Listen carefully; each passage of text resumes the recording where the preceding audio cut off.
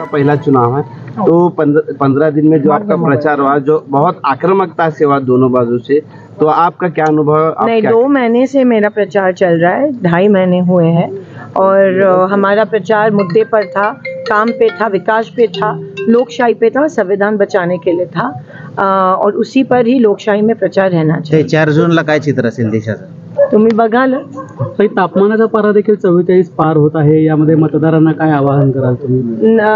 प्रचाराच्या वेळेस तापमान उच्चांक गाठला होता, पण तरी लोक बाहेर पडत होती, कारण का लोकांना ती गावभेटीची गरज होती आणि गावभेटीच्या माध्यमातून आम्ही लोकशाहीची चळवळ ही जिवंत ठेवली, जे हुकुमशाही सरकारने कधीच केलं नाही आहे. त्या उलट आम्ही गावभेटींवर भर दिला आणि त्यांनी दमदाटींवर भर दिला. आज परिवार के साथ आप सोलापूरचं क्या कुछ कहना चाहेंगे? 65% आसपास नेहमी राहतं.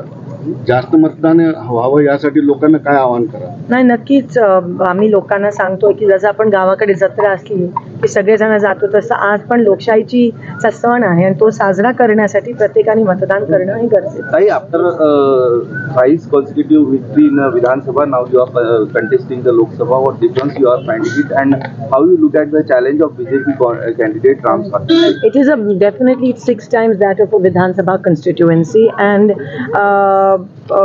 election is an election. Never underestimate your opponent, but the people are definitely very angry with the way the BJP has treated them in the last 10 years. Sholapur has suffered hugely because of the BJP, and people want to take that revenge, and people want development. Now they don't want anything else apart from development.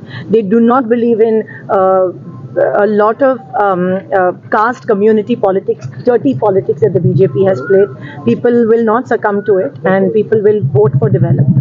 Madam, on which subject the election campaigning will be held? मेरा campaigning तो इस पे ही था, विकास के मुद्दों पे था. शोलापुर में IT park आना चाहिए, शोलापुर दुष्काल मुक्त होना चाहिए, शोलापुर खड्डे मुक्त होना चाहिए, शोलापुर लोड शेडिंग मुक्त होना चाहिए, शोलापुर में रोजगार मिलना चाहिए लोगों को, और किसानों को हमी भाव मिलना चाहिए, MSP मिलना चाहिए, कांदा निर्यात जो बंद है वो उठानी चाहिए, दूध को दर मिलना चाहिए, महंगाई कम होनी चाहिए.